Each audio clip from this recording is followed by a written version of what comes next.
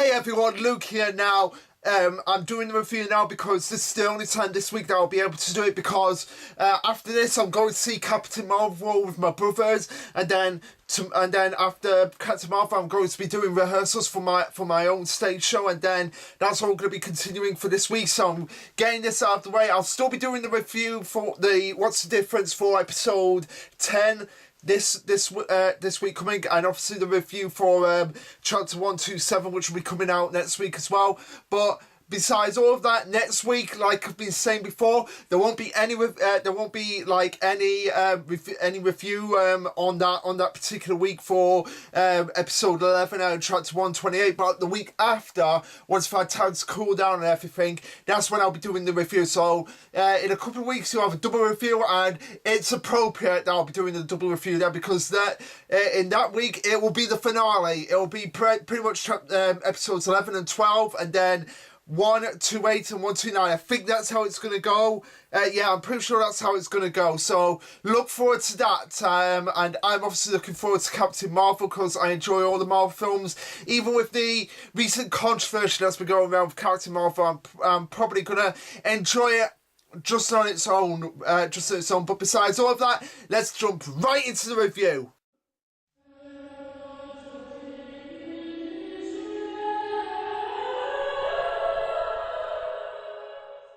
Alright, so this being Promised Neverland chapter 126, titled Three-Party Dialogue. Now, obviously, this is a reference to what I've been obviously stating that should happen. The fact that Emma, Norman, and Ray need to have a serious sit-down and talk about the situation, because they obviously have different views that are going on with each other, and they really have to get this out in the open. They can't keep hiding this, because if they hide this and something happens, then it's all gonna amount to chaos that's gonna happen between the multiple factions that are decided to be set up, not just between the demons but also with the humans as well, with Norman and Ray and Emma's side, and how there's going to be sides that are going to be picked. I mean, Ray just bring up the mention of a civil war in this chapter, and I'm really glad that they actually brought that out, because you can see how excited I'm getting now, because I get to talk about this, something that I've been theorising for the last few weeks that is probably going to happen, and now that it's actually being brought into fruition. But I don't necessarily mean that there'll be a civil war not just on the demon side but also on the human side as well, how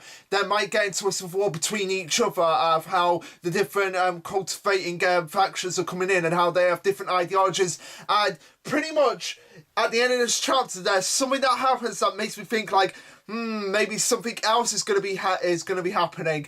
So the chapter starts off with Dominic as he's actually recovering. If you remember, guys, we had Dominic being shot by Andrew, like he was one of the kids that was shot by Andrew as they were trying to escape the shelter, and now that he's recovering pretty much in the same manner that Emma's recovering, like he's on crutches, and we see all the little kids. We see Mark and Jemima going, "You've got this, Dominic. Keep it up." And we see him struggling, but we see him just pushing himself, and even Gilda is getting a little bit. Actually, is it Gilda? Yeah, I'm pretty sure it's Gilda. It's either Gilda or Sonia that are actually getting worried about him. I say you shouldn't push yourself too much. It's a hurt injury after all. And we get all the other kids, like we get Oliver, Zach, and Paula discussing the situation with Christy, and how he still hasn't woken up yet, and it's been a while. And Zach feels better would feel better if he had woken up by now, showing like they're really concerned about his well-being, and how if he is actually gonna wake up in this regard. Although at this point I wouldn't be surprised if Christy was one of the kids to actually die, because then that would not only give a drive for Emma's character, because this is someone that has been through pretty much the exact same thing that she's been through all this time, and how it's going to affect, and how it might affect her in the future. We get the title page, which is Emma and Ray standing over Christy as he's in that sort of like makeshift hospital bed, and hooked up to IVs, and just checking up on him. And the caption says, "Anxiety builds. believing he'll wake up.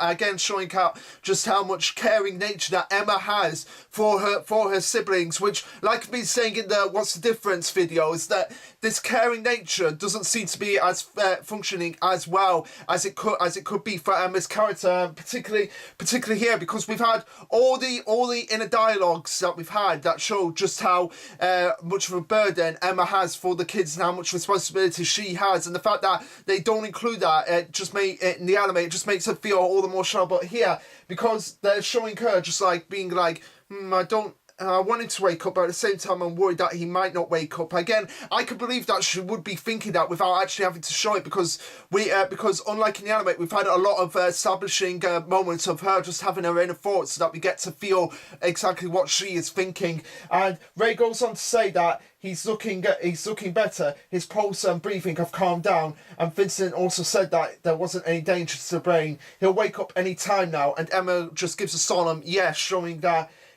she's just thinking the same thing as Zack at this point, that she would feel better if he woke up right now. And I can believe that. Emma would be thinking this, because again, she cares so much about her family, and to see them just in this catatonic and comatose state must be really heart-wrenching for her. As you can see, she's on the verge of tears in this panel. I mean, I know you guys can't see it, but if you actually read the chapter alongside my reviews of it, you can actually see just how somber she actually feels and how much she's on the verge of tears, just because of this one moment as Christy is just still sleeping there. And Ray goes on to say, leaving that aside, there's Norman. He didn't come back yesterday either, and Emma just wants to talk to Norman as soon as possible about, and this is what she actually says about everything, as we get a flashback to see a different angle. Like, it looks like Barbara, I don't know whether this was intentional, but Barbara looks like she has Luffy's gum on me, and how her neck is just stretched out. I can't be the one that actually sees this in this flashback, that Barbara's neck is actually extending a little bit and towering over Emma at this point. And again, this is actually relevant because she's seen just how psychotic those two actually are, Cecilo and Barbara, and how much of a bad influence they may be affecting on Norman or Norman himself. It might not be that Norman is thinking this, but it might be that they're actually influencing him to go through this, and might be actually brainwashing him into thinking what they're actually thinking. And that's realistic, because you have these people who sort of like come into these mindsets, and then you have other people who are like, yeah, believe that. And based on what Norman has actually seen, I can't really say that I don't blame him for this, but I feel like Barbara and Cecil are having an even more bad influence on him in terms of what they should actually do about the demons in this case, which, again, like I said, it's not bad that what they're doing. We can understand this, but at the same time, Emma's logic is actually reasonable as well. Like, they've already established their own society and built up their own network, that any chance of actually taking them out and exterminating them, that's going to like really have serious consequences, because you're basically taking out a race that's built themselves up and actually become like humanity as well. It's sort of like taking out one side of humanity just because they don't believe in what you believe in, or have the same ideals that you have. Emma carries on and says, since then I've been really thinking, even though we got along with them just fine, with Barbara, Cecil and Vincent, even though they're all such funny and nice people, and I like how they're including this, how Emma is able to see the good side in them, because they weren't all bad, like I'm possibly making them out to be. But Emma is that type of person that, despite their evil intentions and evil ambitions that she probably does see in them, she still understands she still can kind of understand where they're coming from, and able to see the good side of them. And again, that's what makes Emma such a fascinating protagonist in this regard, in the sense that she sees the good in everyone. Not she doesn't just see them as like, these people are out to kill, and we need to kill them no matter what. They are evil, or these people are morally good. There's nothing wrong with them. They don't have any faults of their own. She even saw this with Lewis. Like, even though she didn't agree with what he was doing, she at least was able to understand where he was coming from, and actually trying to talk to him, and actually give him a sense of the fact that, yes, even though I hate you, I don't necessarily want to kill you, but I will have to kill you if you go along with this. Again, so showing that she did hate it, but she could at least understand where his nature was coming from and how he was a hunter. And even she claimed that she even said herself, "I'm a hunter. I have to hunt you as well." But if there's any chance that we don't have to see that, don't have to go through this, I would much rather do that. Again, showing the purity of Emma's character, how she sees the good, she sees all aspects of a certain individual, not just the good, not just the bad. She sees all aspects of a person, and I feel like that's what makes her such a unique protagonist in that regard, in the sense that she will at least try to understand people. She won't just be this bloodthirsty monster, or this or at this point this naive young girl, because I feel like she has grown and she has a lot more maturity and a lot more understanding of the world, to not trust people as much as she would have done in the past. But again, she likes to see the good in everyone and feel like there is a chance that they can meet, they can change their ways, and if not, then there's no way out of this. I have to fight to the death. As she goes on to think about what Cecil and Barbara said, the enemy is all the same. Can't wait to kill every last one of them. And Emma goes, to be caught with such hatred, they must have gone through so much. Again, like I said, hatred, like I've said before, hatred corrupts, and Emma can see like just the path that they've gone on. It's just like a serious path to the dark side because of just like this hatred that they've had for the demons. Which again, you can't really blame them. I mean, the demons have been doing some horrendous things, but at the same time, you can't really blame the faults of some demon, of all the demon, for the faults of some demons, in the same way that you can't blame all of humanity for the faults of some humanity. But some people might not see it that way, and they'll just think like, no, this individual is part of this group, so they're all just as guilty of each other, and they're all capable of these things. I mean, we're all capable of doing bad things, but just throwing all that hatred in content on just one little thing, it's going to corrupt you eventually. And Emma can actually see that with these two, with Cecil and Barbara, as she goes on and continues. And back at Goldie Pond, Oliver talked about how much he hated the demons,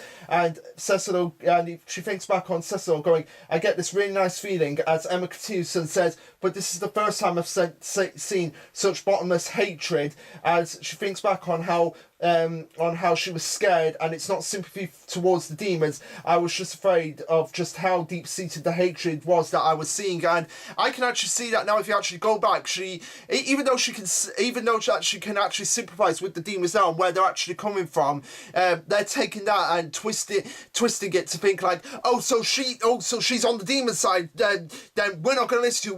We're just going to kill them. No hate, no remorse for them. They're just dead and see. And it wasn't the same way. Like, I like how that she compared it, what Oliver was going through, to the way what Cecil and Barbara was doing, because Oliver was doing it in the sense that he was sick and tired, so he wanted to get out of this situation.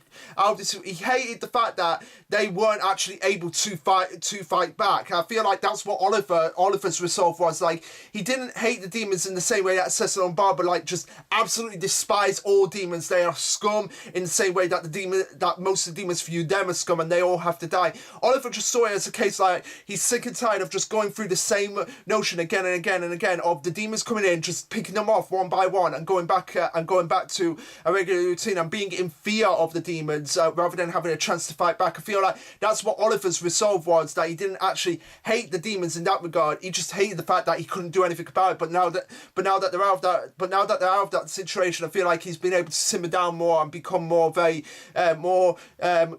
compassionate person in that regard. Emma continues on as she says, but the enemy is all the same, as she repeats what Cecil actually says, and she goes on to question, what about Musica? Do they not know that demons have children either? She flashbacks to those two demon brother and sister that we saw in that demon village where they actually went to actually investigate it. And again, I love how she's bringing up these actual moral dilemmas, because that's something that Emma would bring up in her nature. And the fact that we're also getting references to Song June Musica. That's what I've loved most about this arc, is that the arc in the Promised Forest is actually being being brought into relevance here because of the nature of what Musica and Songju are doing. Like, they're the enigmas to the demons at this point. They're the outsiders, and they're the ones that are just like the mystery that has been put on the back burner, but now it's actually being brought into the forefront. And this is what I love about the series, is that it's not the case of like, oh, this arc is over, we're never going to reference it again, we're just going to move on. No, every arc has built up in one way or another to the next arc, but also has been relevant in being referenced back in this regard. And that's what I love about the series. Whereas some arcs you just move on and you kind of forget about characters that were in those arcs, and they kind of just fall into the back burner. Like, I hate to do this to One Piece, but One Piece can be guilty of this at times, in the sense that you're always moving forward and you kind of like forget about certain characters, even though they're memorable to be thinking about, and some are brought back and brought up.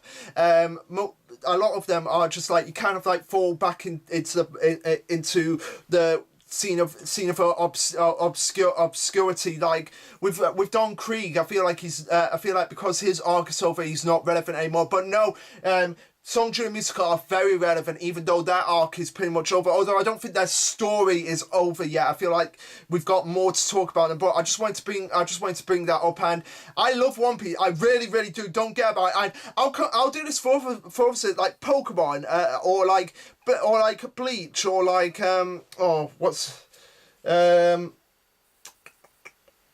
not Death Note. Like, I can't really think of any others off the top of my head at that point. Or like Digimon, like the first season of Digimon. Each arc seems to contain its own self-coherent story without really any reference to previous arcs, except for a very, very few some occasions. And even Yu-Gi-Oh is guilty of this at times. Like, some of the arcs, they don't once that arc is concluded, some of the characters, they just kind of fall into the level of obscurity, and they're kind of forgotten about, rather than being relevant later on. And I love most of those. I love practically all those series, but they do have that fatal flaw. Like, each arc doesn't really connect to another arc and be referenced back later on in the series. But this series actually does that, and I'm really grateful that they're actually bringing that into the forefront still.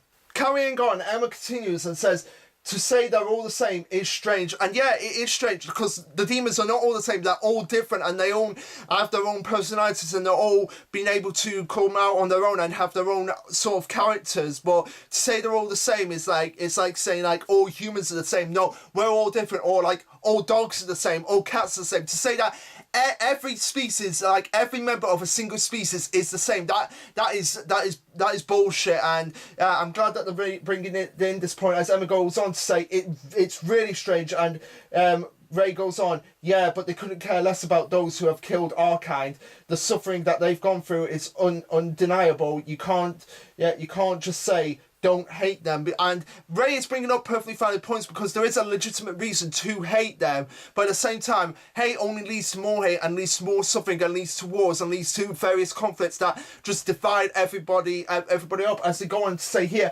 after that hatred comes out, you can't stop it, it keeps growing steadily. It's a cycle of hatred with no end. And at this point it says there is a cycle of hatred with no end, because everybody hates everyone, and they want everyone to be killed. And it's pretty much becoming like how it was back a thousand years ago. Like, nothing really has changed. It has changed in that regard. Like, demons and humans, they're still at war with each other, basically over who gets to eat you, and vice versa. And just like the level of suppression that's been placed on the humans in this world leads to more hate and leads to more suffering, as they continue to go on and say, this is war to them.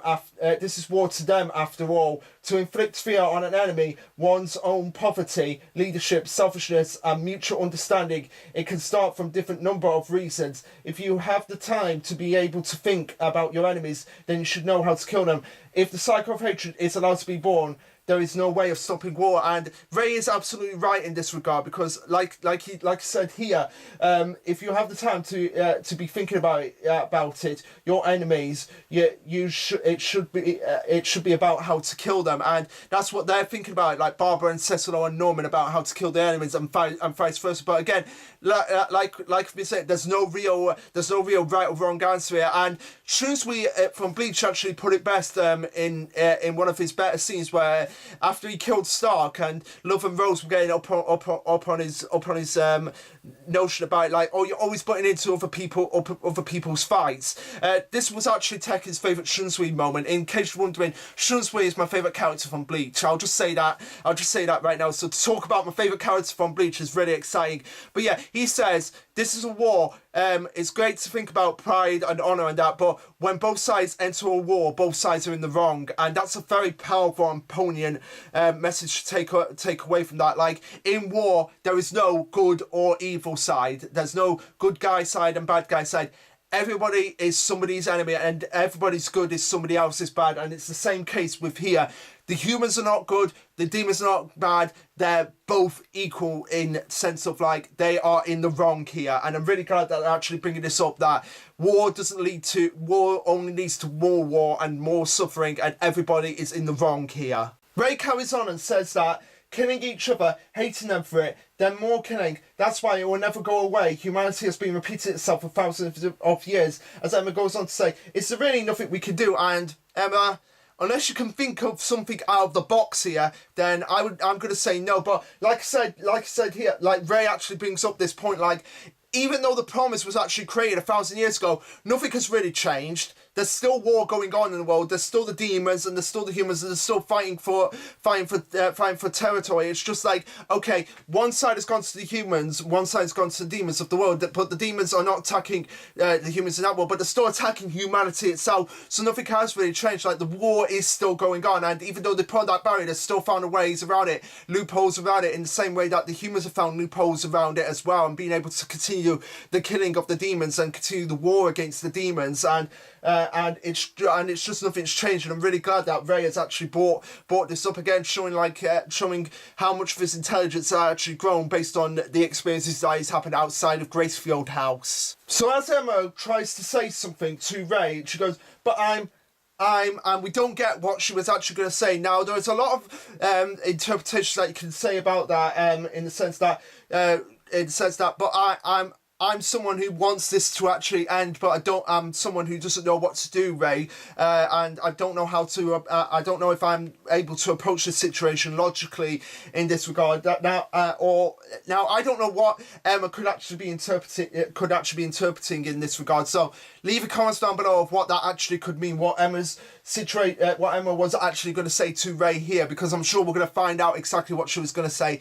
later on. But anyway, they're cut off by saying it's the boss. The boss is back, as Emma and Ray just shoot off to talk to Norman, and everybody's like, everyone, the boss is back, welcome back, and they're all excited to have him back in the frame. As Vincent asks him the alliance, which is obviously a reference to the alliance he built up in the last chapter, as Norman goes on to say, we completed it safely, and Cecil goes, then that means, and Norman cuts him off by saying, we can move on to the next stage. And as Ray is going back to his office, as Norman is going back to his office, he notices Emma and Ray, and they're like, can we talk? And this is the part of the chat that I was really looking forward to, because I knew this moment was going to happen sooner or later, that they were actually going to bring up their own issues that they have with Norman at this point, and they were actually going to reference the fact that we have made friends outside. There are demons out there that are not interested, for the most part, in killing humans. They're more interested in the aftermath of, and they have their own lives, they have their own families, that they actually want to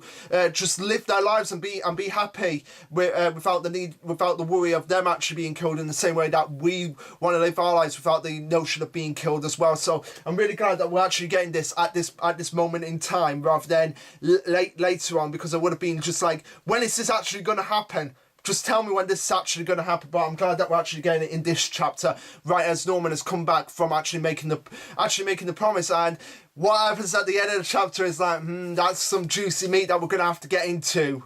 So Emma apologised for bothering Norman as soon as he got back, but Norman says it's all right. And what did you want to talk about? And she's like, we want to talk about a lot of things. To which Ray goes on to say, but before that, I'd like to know what kind of plan do you have? How will you exterminate the demons without losing a single person? And again, I figured that this would be one of the questions that they would actually bring up, because it was one of the questions that I was bringing up until he actually explained his idea in the last chapter. And I'm really glad they actually explained it afterwards. At this point, like I've been actually thinking about it, but the more I think about it, like it's great that we got the explanation right then and there, instead of waiting a whole week to figure out exactly what was going on with him. But Ray goes on to say, is it civil war? And I'm really glad Ray actually just is it civil war? I'm really glad Ray actually just comes out and says it, because he is smart enough to figure out that, that would be Norman. That would be the first thing that Norman would actually jump to, as Norman confirms. That's right, you'll always catch on quick, Ray, as Emma goes, civil war. But again, Ray is the type of person that would just sit in the background, just observe what everyone's thinking, and then just bring out his own thoughts, right there and then. And I'm really glad that they actually brought that up with him, in the sense that he was able to pretty much figure out exactly what I was pretty much expected to figure out. Like Ray is sort of like becoming like Emma, like I've said, they're sort of like becoming the mediators of the audience. Like they are saying what the audience is actually thinking. They're kind of doing my job for me, which it's like I want them to stop, because I want them to be just as surprised as I am. But they're geniuses. Mind you, it wasn't so much like, oh, they were geniuses so they could figure it out. It's more like this is like what what he expected Norman to actually come up with, as he goes on to say, you're going to instigate a civil war between the demons. And Norman goes, I'll have them crush each other. And I really like how in that panel that Norman, in that speech bubble, that crush is actually in bold letters. Bold capitals. It's actually in bold capitals, and it just emphasizes just how much Norman is determined to get this plan to go and succeed, by just emphasizing how much he wants to just crush them out of existence, before they go on to say that then the pieces you went to go meet were, and Norman says, demons, we forged an alliance. And I'm really glad that we actually get this. This was the part that actually really excited me here when I actually saw this pyramid, because we actually get an actual hierarchy for the demons. Okay, so it has this sort of like triangle pattern. It's sort of like how Tekken used to describe the hierarchy in Wano. It's sort of like the same pyramid. So you have the king, which is obviously what he wants Gielan to be, but it's also that guy that is the name that we actually show. And then we have the nobility, which they actually show Bayon and Lewis, which actually, so yeah, I kind of expected that. Yeah, Lewis and Bayon were part of the royal families, because obviously they had Lord Bayon and Archduke Lewis, so they're obviously part of the royal families that are in alliance with Peter Atari and the other demons, whereas Lord Guillen's actually banished. He's like on a separate level for them. And then we have the commoners, which is represented by the two little demon children, the brother and sister that Emma was thinking back on. And then we have everything below, which is the wild demons. So it's kind of like a food chain. Like you have the king, and then you have everything below, which is like the wild demons, and then you have the guy that's. But also you have the nobilities like Bayon and Lewis. And I'm really glad that they actually got this out, because now we actually get like a higher, like, okay, Lewis and Bayon, they are on similar level and just right below the actual Demon King itself. And like I said, I like that they're still referencing characters that appeared in previous arcs, and they're actually being relevant to this arc and this particular point in the story. Norman goes on to explain that the Demon Society isn't just one large monolith. The king, the aristocracy,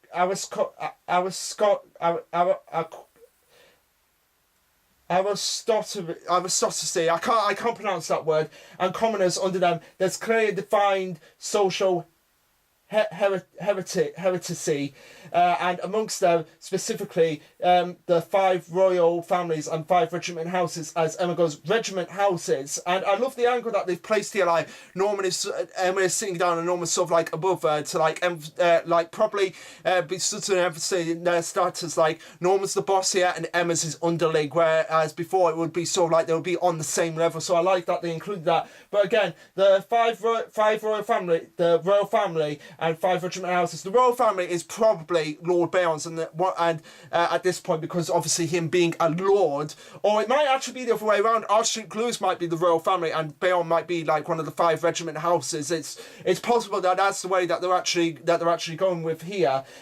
Before they go on to say the 5 noble families that possess influence second only to the royal family. So no. Okay, so it might be like Archduke Louis, then Lord Bayon and Lord Guilon. Like they're obviously 2 of the royal family. Well, Guilon was banished, so it might actually just only be 4 at this point. So no, 5 noble families. So it might be that Lord Guilon's family was cast out, and somebody else was brought in to actually replace him as a lord in that regard. So again, Lewis will probably obviously be one of the 5 noble families, part of the 5 noble families, where the head of that family.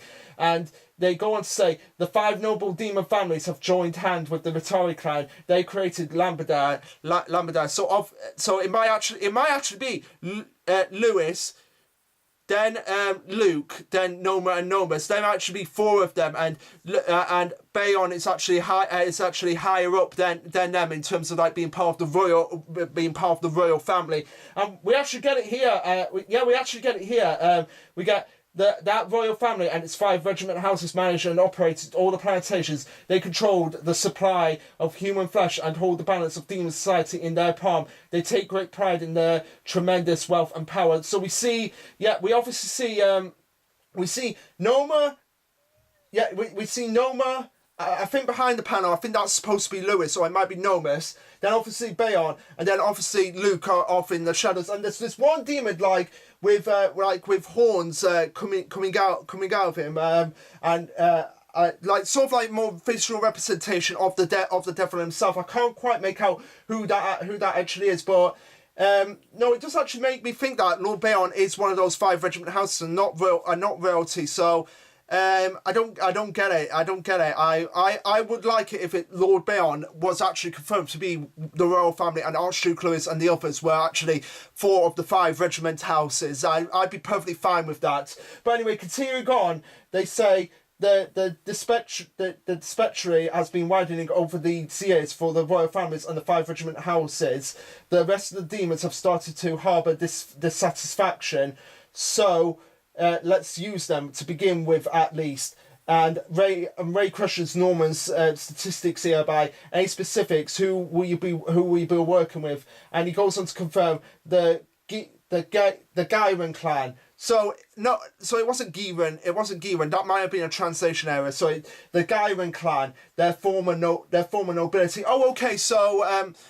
So they were part of the royal nobility, like the royal family that sort of like got banished, and sort of like Lord Bayon took over and sort of like controlled the settlement himself. So again, I love how we're getting like just all this like world building, like particularly from the demon side. I love the world building that they're building here. Of just like, okay, now we have like the 5 stages of like who to actually take down before we can actually create a new world for the kids.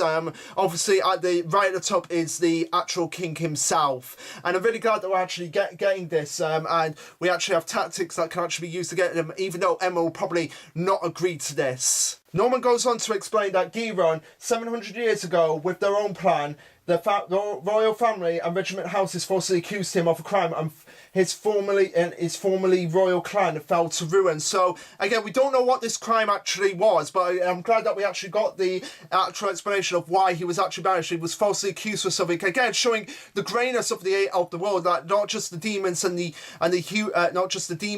humans are good and evil. Like they all have different areas of shades of green. Now, my my guess is that he was falsely accused for cannibalism, I don't know. I'm just guessing. I'm just guessing here. I'd like to know what you guys think of what his crime actually was. But anyway, continuing on, they go on to say their banishment was a type where the eating of human meat wasn't allowed. For that punishment, traditionally, demons are supposed to degenerate and become wild, then be crushed. But they've been hiding, waiting for their opportunity at revenge for 700 years. They repeatedly stolen from the farms and towns to eat, just to maintain their humanoid figure and intelligence. And we actually see that not just eating humans, but also eating the demons, eating the demon stuff as well. Which again goes back to the theory that that guy had, that maybe the reason why some demons can live longer without actually degenerating is because they've been eating their own clan that actually have been eating humans. So they're actually nullifying their actual disintegration and actually becoming more wild beasts. Now again, that might be the crime that Giran was actually accused from, but since he was banished and since he was accused of that crime, he probably just went along for it, like, fine, if you're going to accuse me of cannibalism, I'm going to act upon it, and he probably just started doing all of that. But again, that's just a wild theory, and I don't know if it's actually going to be true or not. After hearing Norman out, Emma goes on to say, "You found some, huh? Demons like those." Again, showing that she still cares enough to notice the demons as their own society at this point, rather than as actual just these mindless beasts who only concern are hunting and eating children. I mean, that is their main concern, but it's not their only concern that they have. Ray goes on to say, "Will that be all right? Those guys are supposed to be the enemy." And again, Ray not missing the true eye of the fact that they may have something much more sinister planned for them, even if they're going through with this alliance. But Norman goes on to at least try to reassure them that it will work. Certainly there is a considerable risk here, as we stop being vulnerable to them, then most likely they most likely plan to valuable to us, then they most likely will plan to eat us. And we see Norman just like thinking like, but that's the same for both of us. We're both aiming to destroy each other. This was the strategy from the beginning. And I love how we're getting Norman's strategy. Although, like I said before, it might lead to a little bit more shady nature as we go along through the rest of the arc. Norman carries on and says, "Until they fulfill their revenge, they won't feel the hang. In addition to their strong opposition, with taking revenge, they won't show their hand because they have another situation to deal with." And this confuses both Ray and Emma, as Emma thinks another situation to deal with. And Norman goes on to say, "For this to succeed, none of us cattle can die. Instead of waging a head-on war with the demons, this method is more useful hundreds of times over." As Ray comes to the conclusion that he is right. And again, like I said, it's not a bad plan putting the enemy against each other, but at the same time, this will probably lead to some horrific situations later on down the line when Norman or some of the other cattle children are like caught in the crossfire, and they actually start to vent their rage out on their supposed allies before the plan can actually come into fruition. But Norman carries on to say, if we put them against each other, it will be our win. And I'm not really sure that it will be your win, Norman, because there are so many things that could go wrong with this plan, and it could all go south at any moment. But he goes on to say, "But this is neither arrogance or self-indulgent, it's resolve. I won't let us cattle shed any more blood." And Emma is just thinking to herself at this point, so that's it, instigating them to fight against each other and taking advantage of the situation, which again, this actually calls back to that fight that was set up between Songju and that other demon, like the demon that was actually chasing the kids after they escaped Gracefield House. And I love that we're getting a callback to actually this moment of the fact that demons might actually be facing off against each other. But again, like I said, this situation could go south at any moment.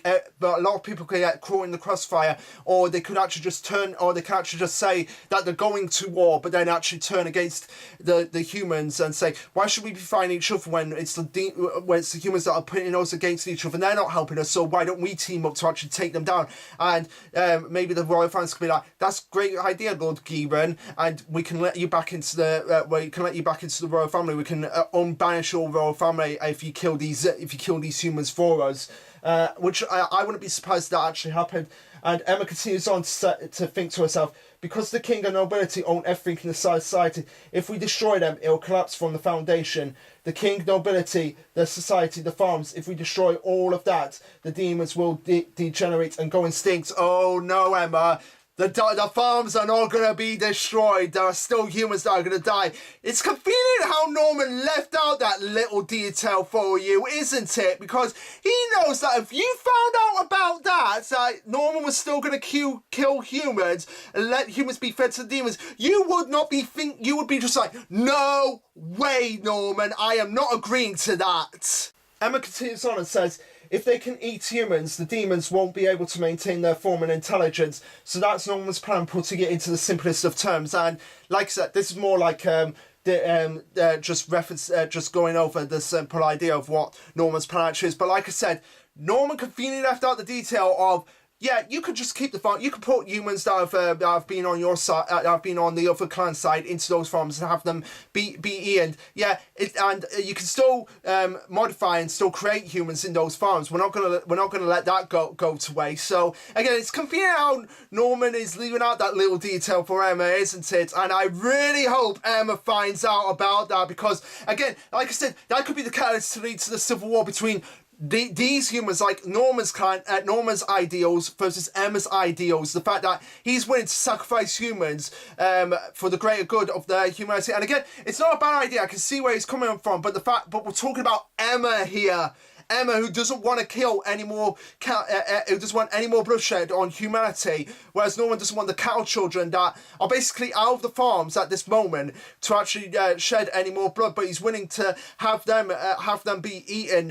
Basically, new cattle that's made in the farms. Like, he won't care about them. He'll just care about the cattle children that are out of the farm now, because he doesn't have an emotional attachment to them. He doesn't see it the same way that Emma sees it. Like, all humanity deserves a fair chance, and the fact that Norman is willing to just give sacrifices to humans shows that he's completely out of the loop. And when Emma finds out about this, I feel like it really is going to lead to a humanity civil war. Emma continues on and says pretty much what I've been saying should happen right now. As soon as they had a chance to talk to Norman again, she goes on to say, Norman, did you know that there are demons that aren't like them? And this confuses Norman as she goes on to say, there are those within demons that won't degenerate if they don't eat humans. Those demons probably aren't affected by the food they eat, and this actually surprises Norman. And we don't know about it yet, but we're soon going to find out as we continue on. And Ray goes on to say, yeah, if there are lots of demons like that who don't need to eat humans, your plan will fail from the upset. So that's why we wanted to ask you. And besides, but as we see that Norman is just actually like in really shocked and really horrid moments, like, oh my god, this is all wrong. And again, like Ray brought up here, where he said, if there are lots of demons like that who don't need to eat humans, your plan will fail from the outset. And that's right, because they could actually give that alternative to the demons. Like, here, you can keep your form without actually having to eat your humans, because we have evidence that there are demons out there that don't need to eat humans in order to survive. But that might not be the case, and I'll get into the theory as we'll get into it now. Where Norman goes, how did you know about them? How did you two know about them? Where did you know about that? And they're like, what? What are you talking about, Norman? As Norman goes on to say, you've seen her and met her. You actually met her. I can't believe it. I don't believe it. And then we see a picture of Musica in a cage, surrounded by demons and... No, I don't think she's surrounded by humans. I think she's surrounded by demons galore. As we see, as Norman says, the evil Blood Maiden clan still lives on, and we see the truth behind Musica is revealed, and that's where the chapter ends. When I saw that, I was like, what? No one knew about Musica? What? Now that actually got me thinking. That I really love that chances that actually get me thinking like that, because it's like, oh my god, another twist is being added to the story. So Musica wasn't in the best interest at the moment. And this goes back to when they actually left the forest, and Musica was actually, when she first saw that the humans were outside, like the cow children were outside, she was in debate of whether or not to actually go and rescue them or not. And this might actually be brought back here. Now, the theory I have is that Musica is part of a clan of vampire demons that when she drinks the blood of humans or demons alike, they actually mutate even more to these monstrous forms. Maybe even the wild beasts. Maybe that's the case, that her clan actually is capable of creating wild beasts without having demons actually having to be degenerated. And because she's drinking the blood of both demons and humans, she's able to maintain her form. That would make a lot of sense to me. Like, she's able to drink the blood of demons and humans and also maintain a form, while at the same time mutating humans as well. And hence why the title of the Evil Blood Clan Maiden, that might actually be where the epithet comes from, but we don't know. But holy shit, that's going to be a thing to actually think about. Let me know of that theory. Like, do you think that Musica's clan is actually vampire demons? I can't believe I said that. Vampire demons! But think about it. That would actually make a lot of sense, because vampires, they don't necessarily have to eat humans or actually eat demons to maintain form. They just have to drink the blood. So maybe that's the case, that they're actually drinking blood of demons and humans to stay alive and maintain their form, whilst also causing mutation of demons and humans into these monstrous wild beasts. I would be fine if that happened. I would actually be really happy if that actually happened. And I love how we're going to be finding out this in the next chapter, because it says the truth behind Musica is finally revealed. But anyway, guys, what did you think of this chapter? Let me know. Like, subscribe, comment, all that jazz.